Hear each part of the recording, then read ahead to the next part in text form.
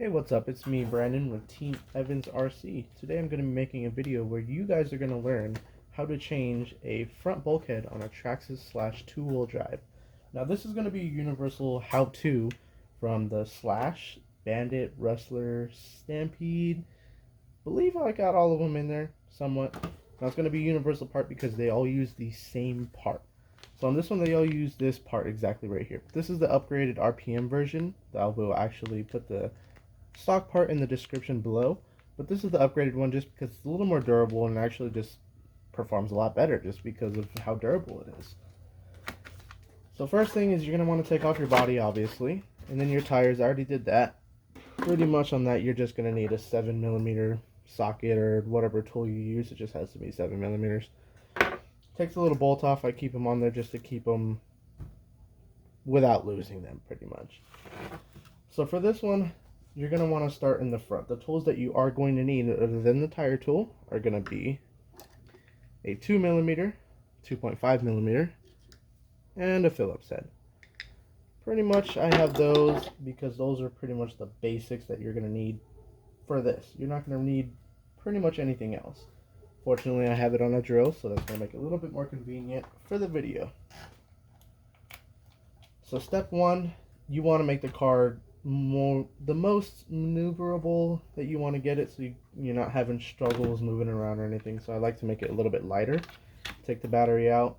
Now this is running a Hobbywing 4660 motor in it. It's an upgraded motor from the stock motor and the upgraded battery. That's, other than that, electronic wise, it's pretty much stock.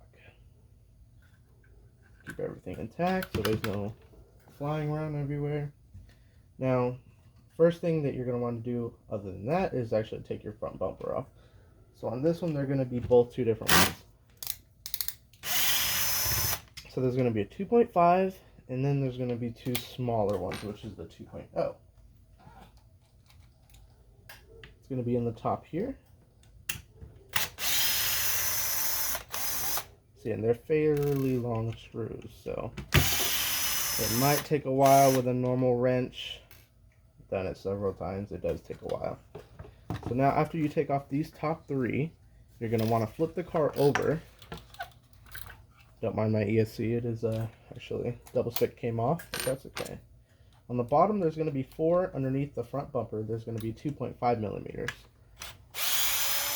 All 4 of them. Take them out.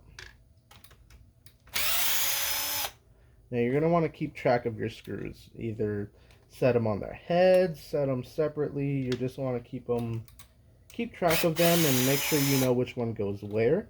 It is kind of hard to misplace them because this is a button head and it clearly does not go in a countersunk. But can't say I haven't seen it before, so try to keep track of your screws. Alrighty, and try not to drop your parts either. Probably a preferable thing so you don't break anything further. But with those 4, 5, 6, 7 screws, you have your whole pretty much front bumper off and the little brace for it. Put that to the side. And what you usually would have here, since mine is broken actually, you would have usually 2 arms somewhat stuck to it, the way they're supposed to be. But unfortunately mine was broken due to a tragic incident. Tragic part that happened. But for this, you're going to need a Phillips. Depending on what model you have, some of them might have a little hinge pin where it doesn't actually come out to a Phillips. It's basically 2 little E-clips. For those it's a little bit more complicated, you could just basically pop them off. Just don't lose them and then pop them back on. It sounds easy, but it really isn't. If you can, upgrade to the screw pins. Way easier. They just come out like that. Put a little bit of pressure on the back of it. That's what I'm doing with my finger so that when it turns out, it actually comes out. Because it is only threaded right at the top, maybe about a 1/4 inch heavy or so. And that is for both of them, of course.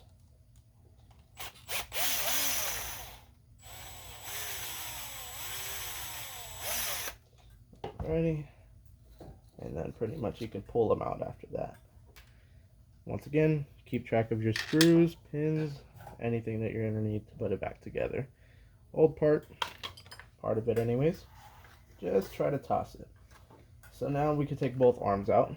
Initially both arms, mine was already out pretty much on one of them, but After this, you're going to want to switch back over to the 2.5 millimeter Allen wrench, just to be sure. You know, you always got to check it.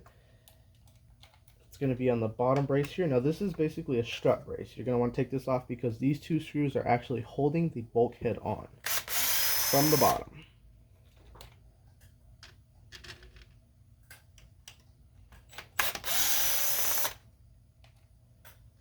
And from here, you're going to want to flip your car back over. And on the top, underneath that front bumper brace, you have these two 2.5 millimeter button head screws. They actually screw the bulkhead right into the chassis. Now you do want to separate these screws because you can somewhat get them mixed up from the ones on the bottom. I'll show you the difference here is that the ones in the bottom are countersunk. The other ones are basically polar opposite at button head. Just keep them separate so you don't forget.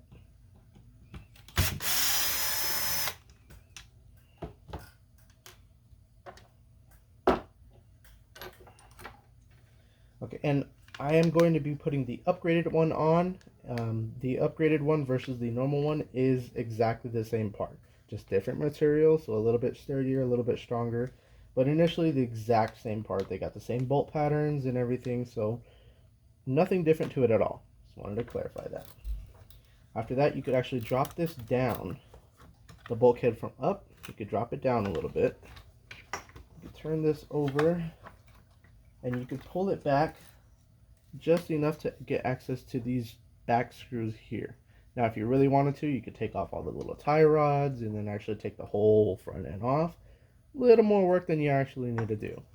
So for these two screws, and this is all completely doable, it fits and everything with the normal wrench. I'm just using the drill to make it a little bit faster.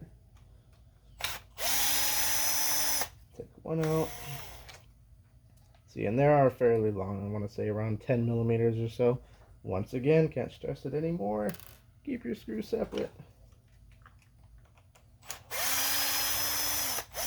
And it comes right out.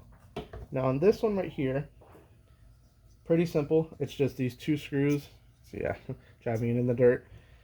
Down here, the screw goes through basically the back of the shock tower. This is going to stay held on because of the little tie rods here. But two little holes there, screw through into the two little holes here. This part, as you can see, is broken. Toss that little part. Now, when putting a part on or replacing a part, it's always good to retrace your steps. So whatever you took off last, that took the part off, you're going to want to do first. So almost everything basically in reverse, I want to say. And go dropping stuff again. Now the cool thing about the RPM parts is that not only are they durable, you know, they come with quite the intense part itself, they also do come with a couple stickers. So if you do like the RPM brand, feel free to sponsor it. Cool little stickers to have for sure. Okay, so now on this one, it's pretty much you're going to have basically the same thing. You know, you got this same bolt pattern. Let me grab that other one for you, just so I can show you the difference. Right here, 3 holes, 3 holes, 2 holes. All the holes and patterns and everything on this one are going to be the exact same thing.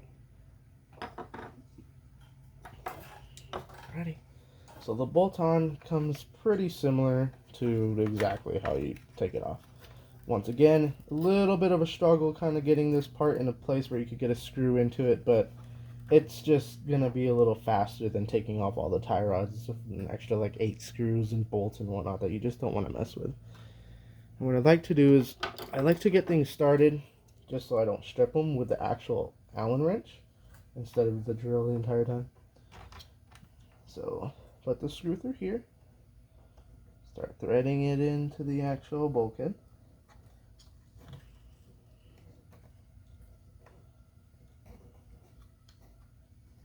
If I could do that. See, like I was saying, it's kind of a little difficult to get to a good angle. There we go. You guys should fold it over to the front. Right there. kind of line it up. You could also put a flashlight to it just to make sure your holes are lined up, but typically most of the time you could actually just start threading it and you'll feel if it's lined up or not. Now if it's an aluminum part, I wouldn't suggest doing that because you can cross thread it, but on plastic it's gonna be the same exact thing.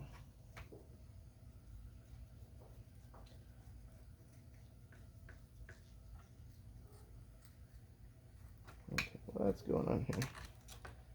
Let's see. Because it's not threaded. So one thing on these RPM parts, I believe on the same parts as these ones as well, is I don't think that they come threaded. So one time thing, pretty much, you'll just have to put your screw in it first as if you're putting it together, holding on to basically nothing. Just put a little pressure on it, thread it a couple times, take it back out. Now I'm going to do that to both sides just to make it a little bit more convenient while I'm putting it in, so it has a little bit of thread to grab onto.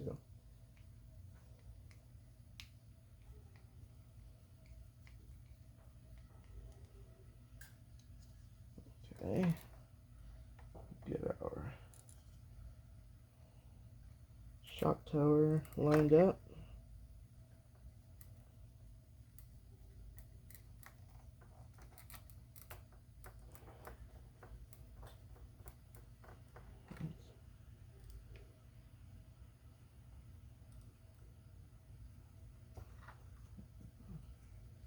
There we go. Sometimes putting on the part is going to be a little harder than taking it off. I mean, that's going to be like about 90 to 100% of the time. But eventually you'll get it. Just kind of make sure you keep track of where everything goes. It is hard. I mean, it's harder said than done, but like I said, I like to get everything started first and then turn my clutch down on my drill just so I don't strip anything out right away. There we go. There we go. Turn it down a little bit more just to be on the safe side. There we go. Now it's always good to double check it with your actual wrench just to make sure you can get that little extra ump out of it. Just be careful with the plastic because you can strip it. Fortunately, this plastic from RPM is actually really good about not stripping and just kind of handling itself. So when you're done with that, if this did fall out all the way like that, just kind of put it back into the top right here, technically bottom from where we're looking at it, and then kind of slide it in, pull this up a little bit. You have a little bit of leverage, pull it up, and then kind of everything lines back up. Now we turn it over. Like I was saying, it's a little easier when the car's a little lighter. You can move it over, kind of maneuver it a little bit easier. So on this one, right here, we have these two screws. And those are the countersunk screws. Those are 2.5 millimeters. Most of the ones on the bottom and kind of almost all the other ones are going to be 2.5.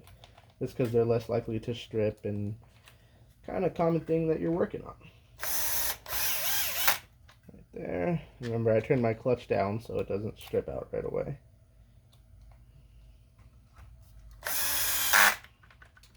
Okay, now we got those two bottom ones.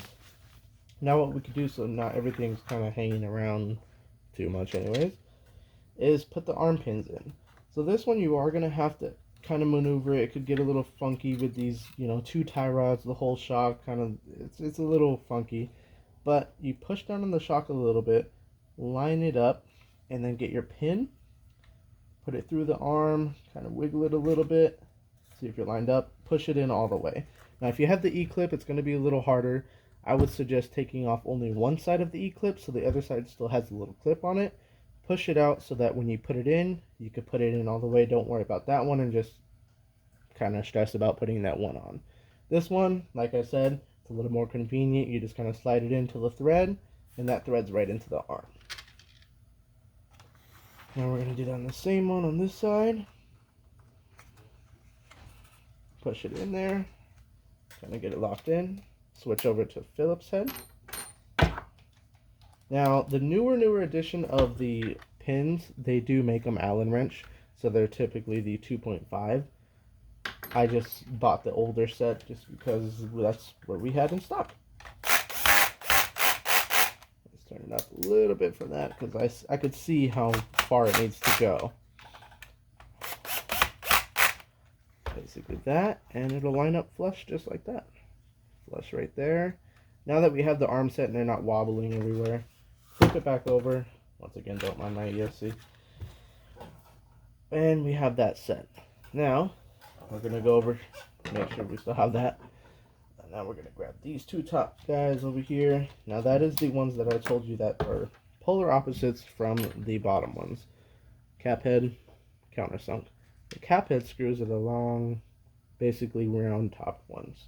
That's going to be the 2.5 millimeter wrench right here. And basically we're bolting the bulkhead into the chassis. From the top there.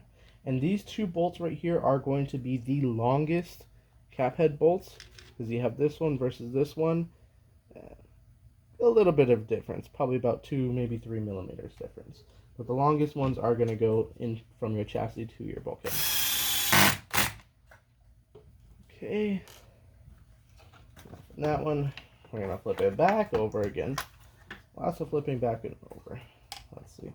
Now we're going to put this guy back here, line it up with the 4 screws at the bottom, which these ones are a little bit more obvious. I mean, you could tell that these screws, the flat-headed ones, are going to go lined up perfectly with the bulkhead. So they line up there. And remember that it's not threaded already, so you are going to have a little struggle getting it in if you don't have a drill or whatnot. But just be a little patient with it. Once again, keep track of your screws. Try not to throw them across the room. Ready. We'll get these 4 in.